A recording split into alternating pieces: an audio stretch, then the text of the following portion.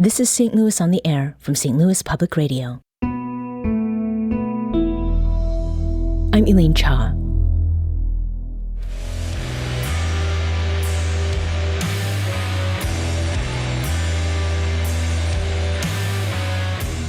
Later in the hour, we'll have our monthly new music roundup, where we take a listen to our favorite new music releases from artists that call the St. Louis area home. But first, heavy metal evokes visions of overworked smoke machines, skulls and bones, and stoic facial expressions, and oftentimes the music conjures that too. But there's significant artistic technique and lyricism in the genre that people unfamiliar with heavy metal can miss. Worse still, its nuances can be written off as mere distortion and growls into a microphone. Here on St. Louis on the Air, we're in the business of learning and exploring all music genres and scenes, and creating room for discovery of the incredible talent in our backyard. An example of that talent is heavy metal band Fister. The three-man outfit has 16 years of songwriting, touring, and music industry experience under its belt, and that has gained the band fans across the world. Fister's latest album, Graceless, was released September 5th and has been celebrated among metalheads far and wide. Joining me in the studio to talk about the band and its latest work is Kenny Snarzyk, bass guitarist and vocalist of Fister. He's also co-founder of Possession Press, the record label that Fister has released its new album under. Kenny, welcome to St. Louis on the Air. Thank you. Thanks for having me. So we talk a decent amount about music genres on our show, and it's part of the music discovery mission that these episodes have. And Fister is actually one of my first deep dives into heavy metal, especially in the St. Louis region.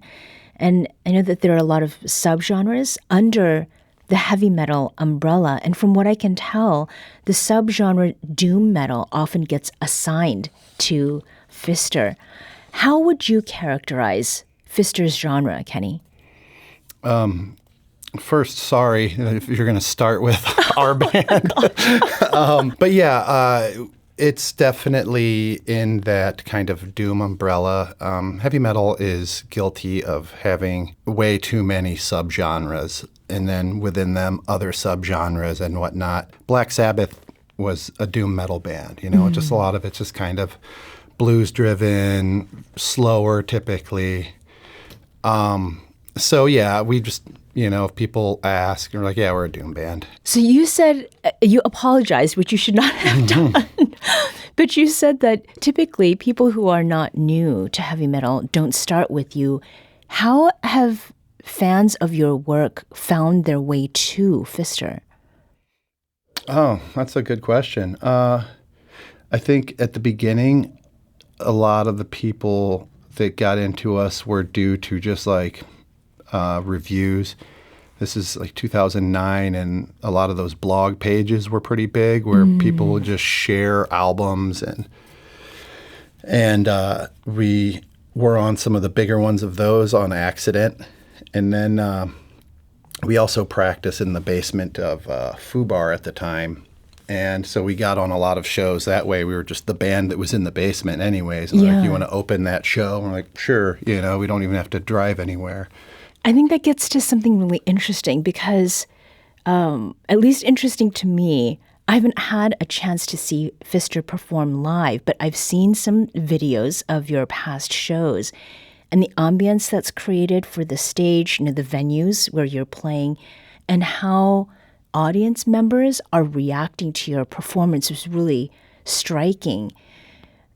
What is the best way to listen to Fister? And do you think that there's any accident that maybe people have come upon your work by hearing it and being drawn into what you are doing live? Yeah, I think this is often the case with a lot of bands. I feel like it's hard to really capture what you're doing on an album, I feel like. I mean, I think Gabe, the guy that recorded this album, he's recorded almost everything we've ever done. And he's great. And I love the way this record sounds. I think it's one of our best records. But live, it's loud, but I mean, like I just feel like it's just got a different feel to it, and I think in live music in general, I think that a lot of bands that like I might not have necessarily dug a certain band's album, and then I saw them live, and I'm like, oh, I get it, and then I go back and listen to their album, like, oh, I get it, you know, like, and I feel like we might even be kind of one of those bands where it's like, oh, you see us live and you kind of get it. And then I'm sure there's people that see us live and they're like, this is too slow, I'm bored. Yeah. You know, so. Well, let's get into Pfister's music and your new album, Graceless. Here's The Abrogation of All.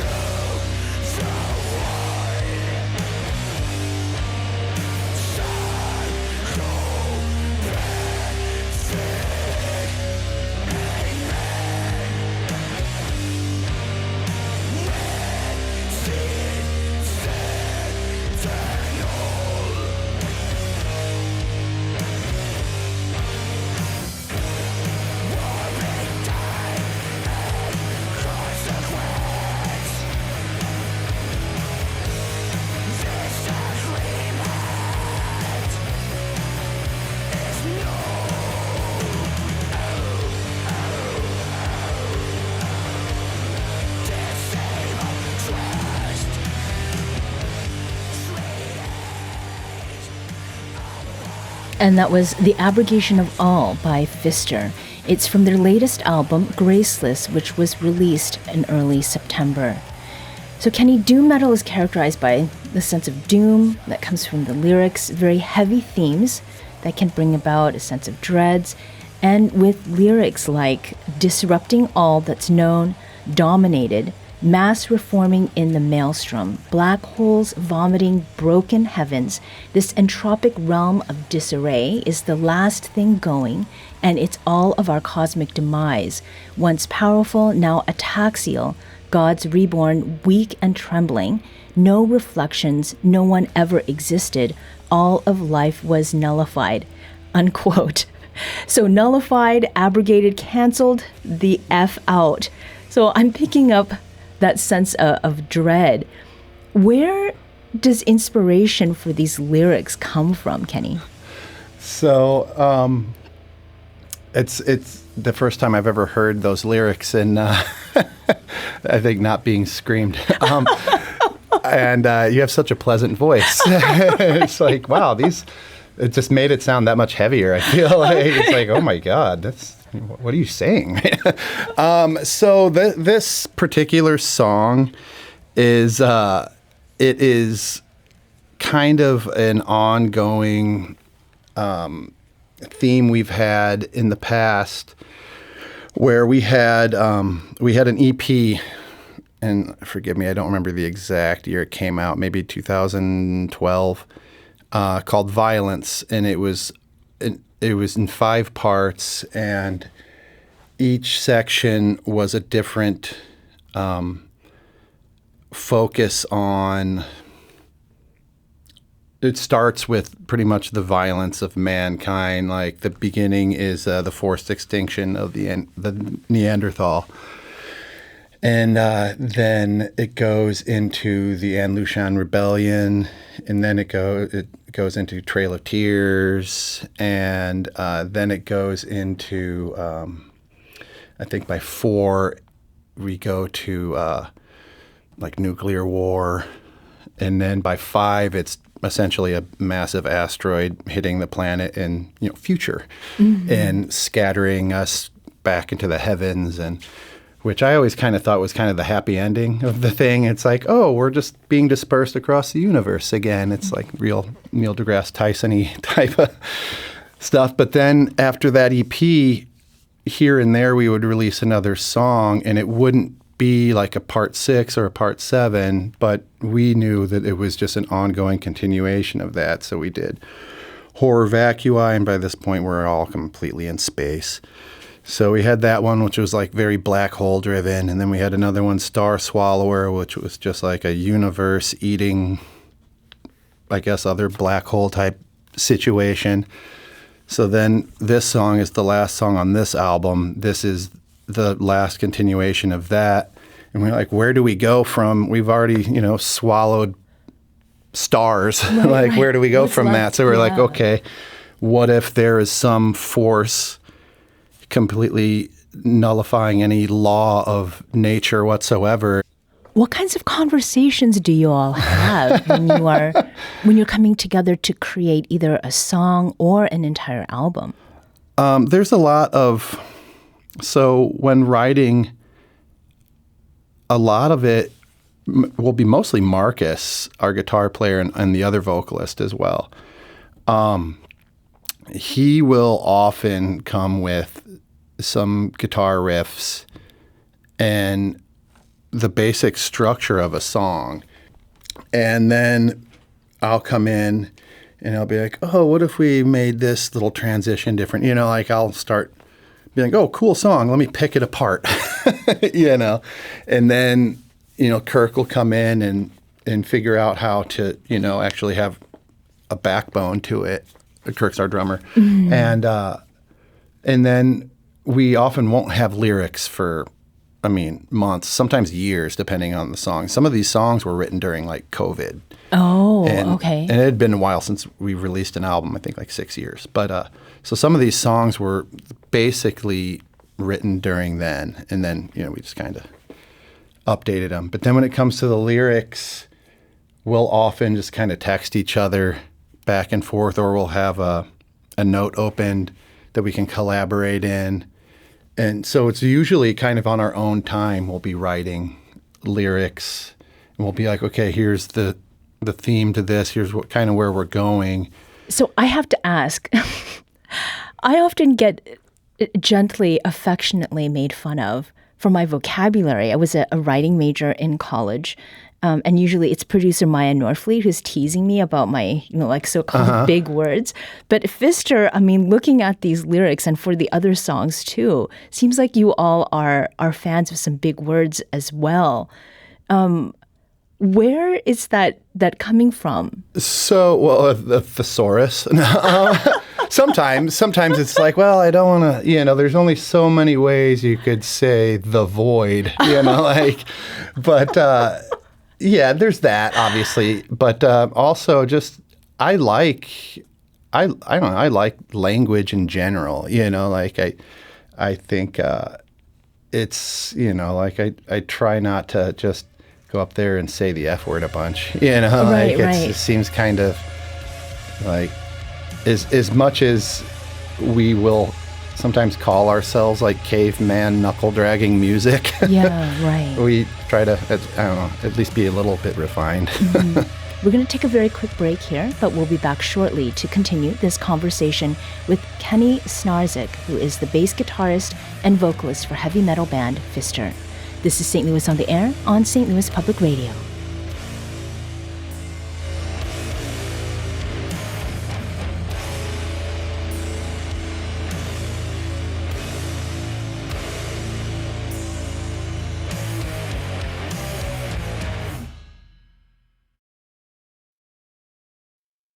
Welcome back.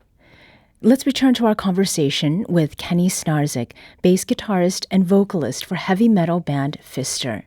Let's listen to another song from Pfister's Graceless. This is Deathmaster.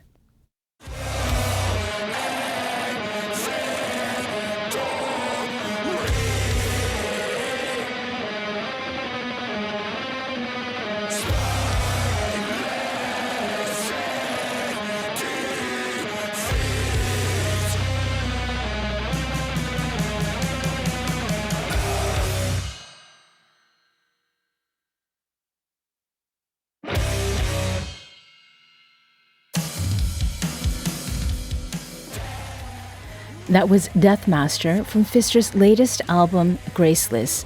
Kenny, I love this song. Cool. It has a very clear visual to me. I can almost see, a scene from a bird's eye view. Someone who was high and mighty, little evil, is finally being felled. And like a decent amount of heavy metal and subgenres, there's religious imagery here too. Is Deathmaster about something or someone in particular? No, not necessarily. And forgive me, I don't remember. So the first lyric, Marcus says, cruel in victory, spineless in defeat. That is a direct quote, and I forget about who. Maybe Alexander the Terrible. I could be completely wrong. It is a direct quote from somebody else about this warmonger, and he told me who it was about, and I forgot. But it's such a great lyric. I mean, we start the record with it, you know, and yeah, he put that in there, and that's pretty much sums up what the song is. Though it's about, you know, somebody getting their just desserts, you know. I love the pause, and these like almost 6 seconds of silence, and then later on there's like another time signature kind of change. I feel like maybe that is part, for me, experiencing it, an element of, or another side of what you do with vocalization. So the heavy metal sort of characteristic of vocalization that's very unique and potentially hazardous, because if you don't know what you're doing, you could injure your vocal cords, right? So you and your bandmate, Marcus Newstead, are the ones who are behind vocals for Pfister. How do you do that? Did you learn from somebody, or? No. I just kind of figured it out over the years, and I've been in quite a few bands, so has he, and it's funny listening to some of our older bands that also have, you know, the loud screaming, and how much deeper it's gotten over the years versus like some of our earlier bands. I remember one band I was in, it was almost high pitched. Oh. And now it's not. And I would blow out my voice like immediately originally. And still I can, like if like when we record, we go into the vocal booth, I'll bring a tea with me and tons of honey and you know, just to try and protect. So between that and just, you know, using your diaphragm more than your throat really helps. Yeah. Let's hear more of your album, Graceless. This is Antenabrae.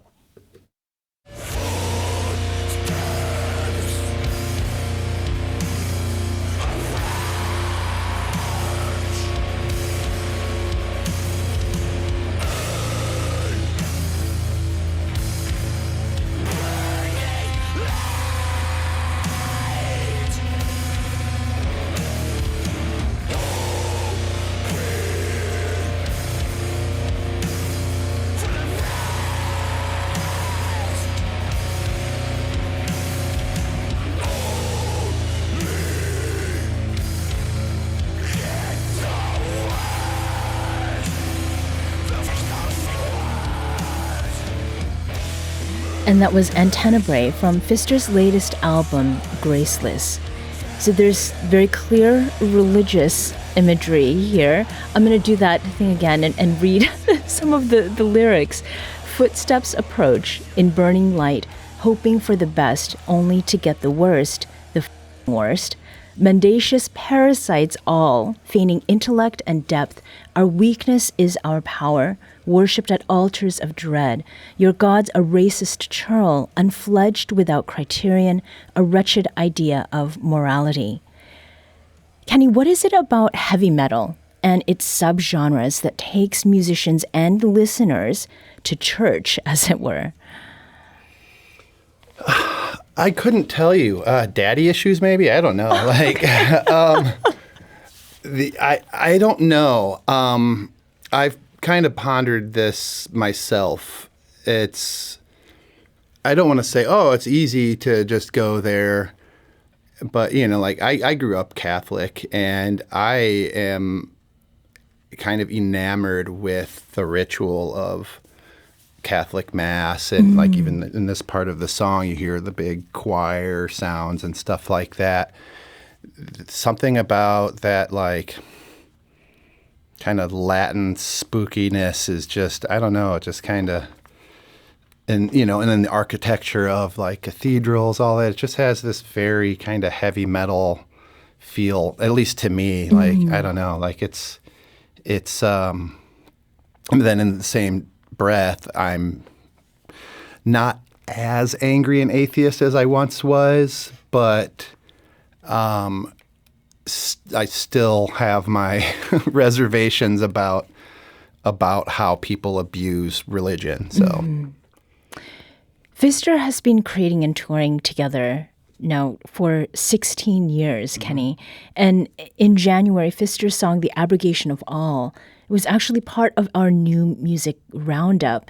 And at that time, you had shared with producer Maya Norfleet, quote, "I'm happy to hear when a fan reaches out and tells me what our music means to them or answer any questions they might have for us about a song or album. But at the end of the day, we didn't make Graceless for them. This is for us, and that's the way it's always been," unquote. What does it mean, Kenny, to make an album for you and your bandmates, yourselves, and not necessarily for fans? I think it's easier to do in this genre because you don't have any like disillusion, like you're going to be doing, the Super Bowl halftime show, so I think it's very, there's a certain freedom in that to where it's like, okay, we're going to just do what we want to do anyways, because, if enough people like it, great. But it's always going to be kind of a cult following type situation, Music scene is not just about the musicians or just about the fans. It's those things together. Yeah. What should people who are new to heavy metal know about the fan base of the genre, especially if there are some like misconceptions out there? Sure. Well, there's a lot of people that you wouldn't expect to see at a heavy metal show 10, 15 years ago that are at these shows now. And I think that's great, like I think to people that don't pay attention, they just picture, like concert footage from like the 80s where it was just a bunch of cavemen pretty much, so yeah. I don't feel like it's fully that. I feel like there's some friendly cavemen now. But yeah. That's reassuring. Yeah. But yeah, I think it's a very welcoming atmosphere these days. I mean, the music is very loud and abrasive, but like everybody's got a smile on their face. Yeah. In the audience at least. At the start of our conversation, Kenny, we talked about the best way to listen to and enjoy heavy metal. And I understand that you all have a show coming up in November. Yeah. Yeah. Tell us about the who, the what, the when. We are playing with our buddies in Wake, RWAKE. And they're from Little Rock. They've been around doing what we're doing for even longer than us, and yeah, they haven't been here since, I think it's been 14 years. Oh wow! And we played with them then. So yeah, we are us and Cloud Machine are opening that show, and that's at Red Flag, right down the street. Yeah. On Locust. Well, good luck with that show. Thank you. And good luck with the album. Thank you. Kenny Snarzyk is the bass guitarist and a vocalist of Pfister and co-owner of Possession Press. Thank you so much for joining us today, Kenny. Yeah, thanks again for having me.